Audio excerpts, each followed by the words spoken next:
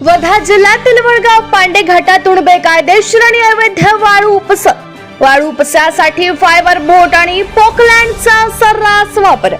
वर्धा जिल्ह्याच्या सीमेत असलेल्या वडगाव पांडे घाटातून वाळूचा फायबर बोट, पोकलँड आणि अन्य यंत्रांच्या सहाय्याने बेकायदेशीर आणि अवैध वाळू उपसा सुरू आहे।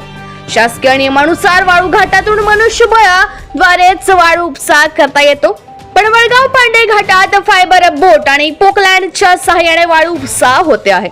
या अवैध उपसाला राजकीय आणि प्रशासकीय पाठबळ मिळत असल्याची देखील चर्चा आहे। याबद्दल आर्वी येथील तहसीलदार हरीश काळे यांची प्रतिक्रिया जाणून घेण्यासाठी आमचे प्रतिनिधी कार्यालयात गेले असता ती कार्यालयात हजर नव्हते।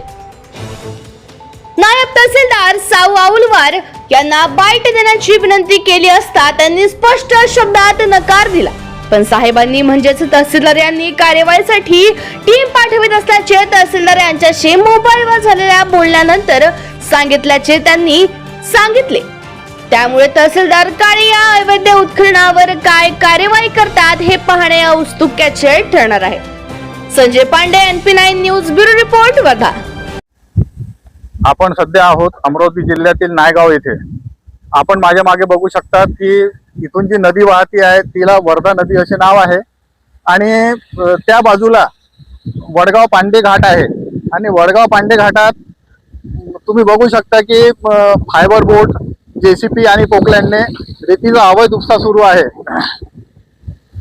नियमानुसार रेती घाटातून मनुष्यबळाद्वारेच रेती उपसा झाला पाहिजे ही शासनाची अट आहे, परंतु असे असताना देखील वडगाव पांडे घाटातून JCB, पोकलँड आणि फायबर बोटीद्वारे सर्रास वाळूचा अवैध उपसा सुरू आहे।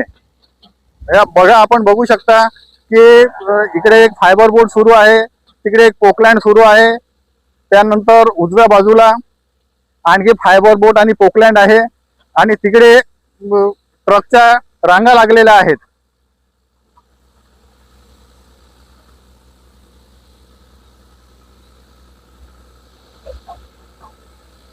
नियमानुसार हे जे उत्खनन आहे हे अवैध उत्खनन आहे।